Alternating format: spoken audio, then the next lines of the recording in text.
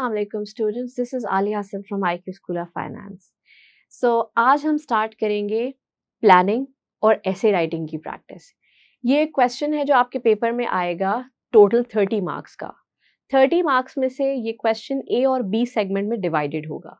Segment A आपसे कहेगा कि प्लानिंग करके दिखाएं, जो कि 10 मार्क्स की है, और उसके बाद ही जो दूसरा सेगमेंट होगा which is segment B, it's all about writing the essay or drafting on the same points which you have used in your planning.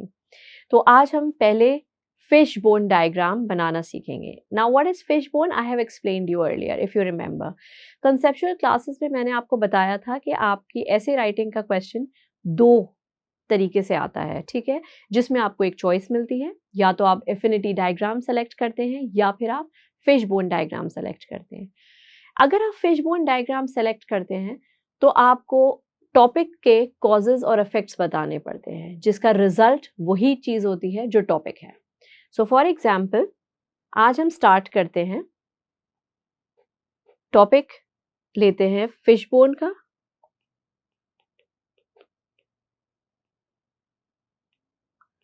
ठीक है, और फिश बोन में हमारा आज का टॉपिक है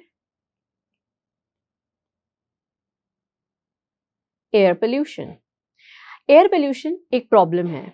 आपको अगर याद हो तो मैंने आपको कॉन्सेप्चुअल लेक्चर्स में ये भी बताया था कि एफिनिटी डायग्राम का जो बेसिक मोटिव है वो है किसी भी आर्ग्यूमेंट को रेस करना, एक ऐसा टॉपिक लेकर आना जिसके ऊपर दो तरह के पर्सपेक्टिव प्रिवेल करते हैं सोसाइटी में, और आपको किसी एक पर्सपेक्टिव को सपोर्ट करते हुए अपना ऐसे लिखना है, ठीक है, जिसमें आप थोड़ा बहुत जिक्र दूसरे पर्सपेक्टिव का करेंगे, but obviously not in a very favourable manner. On the other hand, fishbone diagram is completely problematic situation. So any particular problem which has been taken as a topic can be used for fishbone. क्योंकि fishbone में जो आपको दो चीजें निकालनी हैं, वो एक है cause और एक है effect.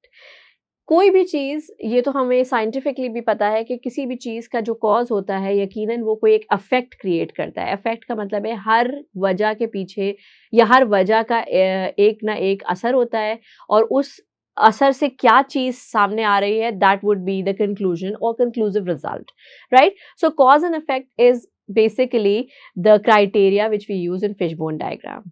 अच्छा, अब अगर आप डायग्राम देखें तो डायग्राम तो मैंने आपको बताया था कि पेपर में आपको बनी हुई आएगी. So you don't need to worry about it कि डायग्राम हमें बनानी होगी या नहीं, क्योंकि डायग्राम कुछ इस तरह की होगी जो आपके पेपर में बनी हुई आएगी, और आपको सिर्फ इसमें दिए गए हुए बॉक्सेस फिल करने होंगे, ठीक है.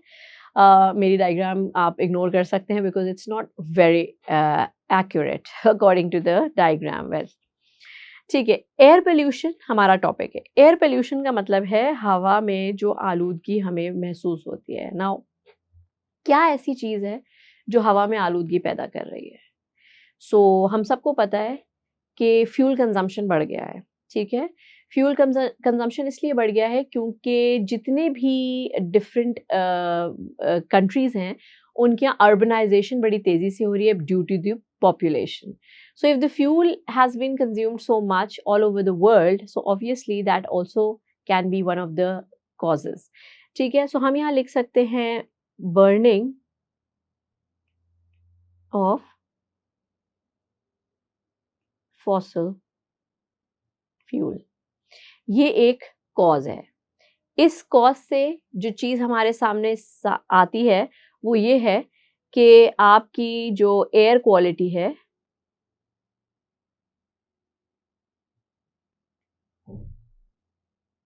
has decreased, or you can say air quality has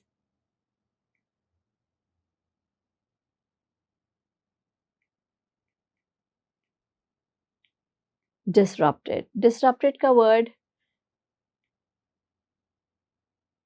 decreased, ये सारे synonymous words हैं, तो आपको जो भी सही लग रहा है या जो आसान लग रहा है आप यूज कर सकते हैं. So air quality has disrupted or decreased due to burning of fossil fuel. एक और कॉज हमें लिखना होगा, क्योंकि आपको अगर याद हो हमारा जो ऐसे होता है वो 150 वर्ड्स का होता है. तो 150 वर्ड्स के ऐसे में हमारे पास at least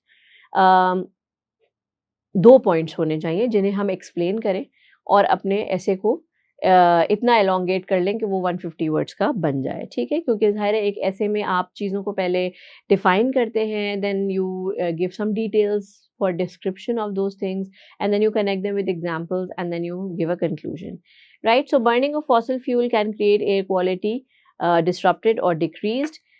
Okay, then the second could be अगर आप देखें तो आजकल फॉरेस्ट फायर बहुत ज़्यादा है, ठीक है? और यू कैन से चले हम फॉरेस्ट फायर को लेते हैं, ठीक है? जो फॉरेस्ट फायर या जिस तरह से ये नेचुरल डिजास्टर्स आते हैं, जब कोई there is a fire erupted in any of the forests around the globe, that also create a lot of bad things for us in the air. Now what are those? So उससे हमारा increase हो जाता है, increase in carbon dioxide and it decreases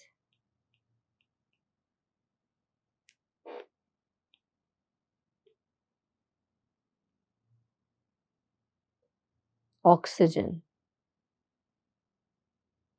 ठीक है? कोई चीज़ जो हमारी एयर में से ऑक्सीजन जो हमारे लिए बहुत एसेंशियल है वो कम कर दे और कार्बन डाइऑक्साइड जो हमारे लिए बहुत हार्मफुल है वो बढ़ा दे, तो इससे भी समझ आता है कि एयर पोल्यूशन का लेवल बढ़ता जा रहा है, ठीक है?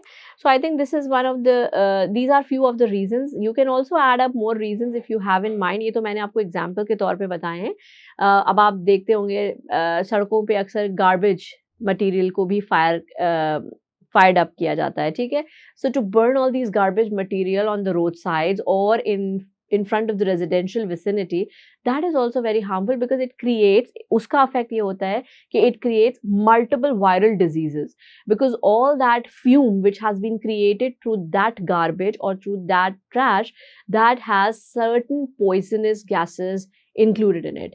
So जब इतनी सारी poisonous gases हवा में मिल जाती हैं और फिर हम उसी को inhale कर रहे होते हैं, उसी को breathe कर रहे होते हैं, तो उसमें हमें काफ़ी सारे वायरसेस हमारे अंदर जा रहे होते हैं and all of these viruses sometimes become deadly if we don't take care of it और we are not properly vaccinated और हेल्दी और sometimes it can be cured but definitely it affects our immunity system. So ये कुछ reasons हैं, इस तरीके से आप बनाते हैं तो आप देख सकते हैं यहाँ पर हमने कॉजेज रखे हैं ऊपर, ठीक है, अपने टॉपिक से रिलेटेड, और नीचे हमने उसके अफेक्ट्स लिखे हैं, ठीक है? और इन सब कॉजेज और अफेक्ट का रिजल्ट जो है वो आपका टॉपिक है विच इज़ एयर पोल्यूशन। अगर फॉसिल फ्यूल ज़्यादा बर्न करेंगे हम तो क्वालिटी ख़राब होगी जिससे एयर पोल्यूशन बढ़ जाएगा।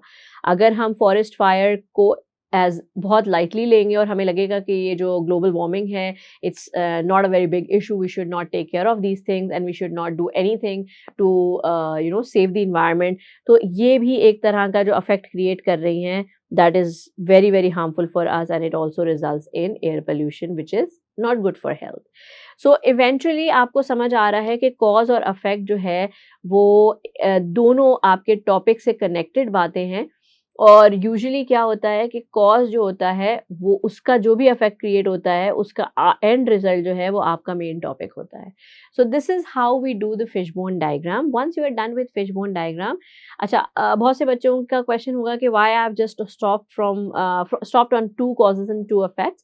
Okay, so basically we just have to focus on one thing, that our essay word count is just 150 words. तो 150 वर्ड्स के बाद अगर स्क्रीन ब्लॉक हो रही है और आपको आगे लिखने का मौका नहीं मिल रहा है तो 150 word to be very honest is a very very less amount of word count given for a essay writing, क्योंकि एसे एक ऐसा राइटअप होता है जिसमें एक्सप्लेनेशन की भी ज़रूरत होती है, जिसमें एग्जाम्पल्स की भी ज़रूरत होती है, जिसमें बात को बहुत क्लियरली एक्सप्लेन भी किया जा रहा होता है। बेसिकली आप किसी एक टॉपिक को लेके उसे एक्सपोज करते हैं, then you give your own opinion, and then you also back up your opinion or your perspective with different facts and statistics available for that particular thing to make it more authentic and credible for the reader, और फिर आप उसको conclude करते हैं और end में आप कोई एक ऐसी बात करते हैं जो लिंक बैक कर रही होती है उसी टॉपिक के हवाले से जिस तरह आपने उसे शुरू किया था। तो ऑब्वियसली इतने सारे स्टेप्स को आप सिर्फ 150 वर्ड्स में जब लिखने जाएँगे तो आपको प्रॉब्लम होगी। इसीलिए मैंने कोशिश ये की है कि आपको एग्ज़ाम्पल दूँ कि सिर्फ 2 कॉजेज़ और 2 इफेक्ट्स उठाएँ and then keep them in mind. Now once you are done with this step, now we are going to move on towards essay writing.